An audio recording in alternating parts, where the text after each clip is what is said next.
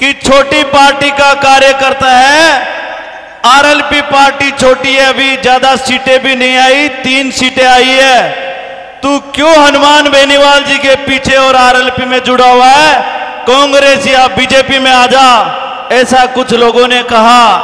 तो मैंने यही कहा कि हनुमान बेनीवाल जी के पीछे क्यों हूं मैं, क्योंकि मुझे वो हर आदमी पसंद है जो लड़के अपना मुकाम हासिल करना जानता है, वो हर आदमी मुझे पसंद है। और हनुमान बेनीवाल जी एक ऐसे योद्धा है जो लड़के अपना मुकाम हासिल करना चाहते हैं। मेरे साथियों, आपको कहना चाहता हूं कि जिंदगी एक युद्ध है। अगर बड़ी चीजों के लिए नहीं लड़ोगे तो छोटी छोटी चीजों से उलझ के मर जाओगे, क्योंकि मौत निश्चित है, मौत सबको आएगी।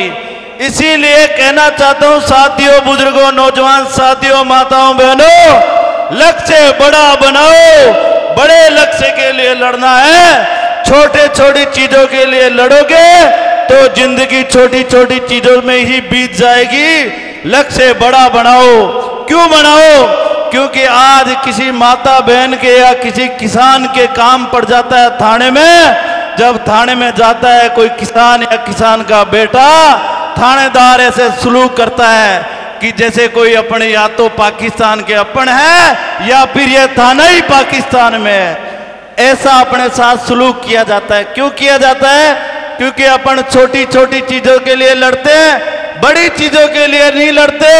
बड़ी चीजों के लिए लड़ने के लिए, सत्ता पे कब्जा करने के लिए, सीएम की कुर्सी कैसे किसानों के बेटे के हाथ में हो, उसके लिए हर आदमी नहीं लड़ता। लेकिन हनुमान बेनीवाल जी लड़ रहे हैं तो अपना कर्तव्य बनता है ऐसे आदमी को सत्ता हाथ में दे रहे, ऐसे आदमी का साथ अपन दे। बनता है कि नहीं बनता, बताओ आप।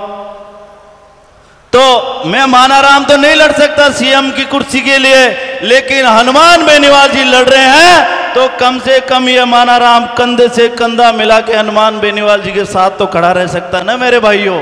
बताओ किसानों, नौजवान साथियों, गलत बात कह रहा हूं क्या? और जिसने लड़ना छोड़ दिया, जब ये शरीर भगवान ने दिया है और अपन ने लड़ना छोड़ दिया ना, तो मेरे जो नौजवान साथियों, मरे सम्मान है। खून चल रहा है, सांसें चल रही है, सब कुछ चल रही है, लेकिन हक और अधिकार के लिए आप चुप रह गए तो आप मर्द आदमी के समान हो। इसलिए हमेशा लड़ो।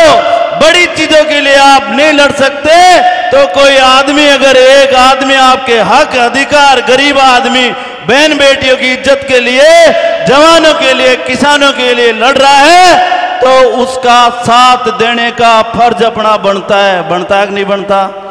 तो मैंने उस जो 2 आदमी 3 आदमी मेरे को कहे क्यों हनुमान बेनीवाल जी के पीछे पीछे घूम रहा है, तो मैंने कहा राजस्थान में वह एक आदमी है जो ईमानदारी के साथ, और मुझे लगता है कि एक ही इंसान है जो दलित, शोषित, पीड़ित, जवान, बहन बेटियों की इज्जत के लिए, किसानों के लिए हमेशा लड़ता है। मैं उसका साथ दूंगा, बड़ी पार्टियों का साथ नहीं दूंगा, क्योंकि बीजेपी और कांग्रेस को हमने 25 साल से देखा है। जब मैं छोटा 5-10 साल का था, सांबर के पास में मेरा गांव है, सांबर फेमस है। सांबर खारे पानी की झील के लिए नमक बनता है, तो उस टाइम भी खारा पानी पीते थे। और गहलोत जी ने 15 साल राज कर लिया, वसुंधरा राजे ने 10 साल राज कर लिया, लेकिन ये मानाराम और इसका गांव और आसपास के लोग आज भी खारा पानी पी रहे हैं। बताइए कितना बड़ा दुर्भाग्य, आप बताओ। अरे मेरे ये जो सीएम बेटे हैं वसुंधरा जी, गहलोत जी, आप चाहते तो 25 साल के अंदर किसान के खेत खेत में पानी होता। लेकिन मैं तो ये कहता हूं, आपको बड़ा तब भी मैं मान लेता जब किसान के खेत खेत में पानी नहीं होता, लेकिन किसान को कम से कम मीठा पानी पीने का भी मिलता, तो भी मैं मान लेता कि आपने सफल राज किया है। लंबा तो नहीं बोल रहा ना, बोल दो ना, एक 1.5 मिनट और बोल दो। तो आप बताओ। और मैं तो ये कहना चाहता हूं कि चिंता मत करो हनुमान बेनीवाल जी, राजस्थान का जवान किसान आपके साथ आ गया है, डरने की जरूरत नहीं है। और इंसान के पास अगर सबसे बड़ा हथियार होता है ना, तो वो उसका दिल होता है। अगर दिल नहीं कांपता तो एक दिन दुनिया कांपती है मेरे साथियों। और हनुमान बेनीवाल जी ऐसे योद्धा है जिनका दिल नहीं कांपता। ये राजस्थान के ये जो भ्रष्ट सत्ताधारी है, यही कांपेंगे मेरे साथियों। आपको हक और अधिकार अगर कोई दिलवा सकता है तो वो हनुमान बेनीवाल जी है मेरे साथियों। कोई ऐसा लड़ाका, कोई ऐसा लड़ने वाला, रात को दिन को लड़ने वाला आदमी आपको नहीं मिलेगा। मेरे गांव में एक बीजेपी का कार्यकर्ता था, उन्होंने कहा क्या खास बात है हनुमान बेनीवाल जी में? मैंने कहा खास बात तो मैंने देखी या नहीं देखी, लेकिन दिन में 2 बजे पसीने के अंदर शर्ट भीगी हुई देखी है हनुमान बेनीवाल जी की, और सुबह 5 बजे तक वह शर्ट वैसी की वैसी भीगी है। यह मेहनत करने का जोश मैंने हनुमान जी में देखा है, बाकी किसी में नहीं देखा। नेता व्हाइट कपड़े पहनते हैं, खुशबू आती है उनके पास जाओगे, लेकिन कोई नेता आपको मिलता भी नहीं है। हनुमान बेनीवाल जी के पास जाओगे, क्या क्या काम है बता बेटा, बता भाई क्या काम है।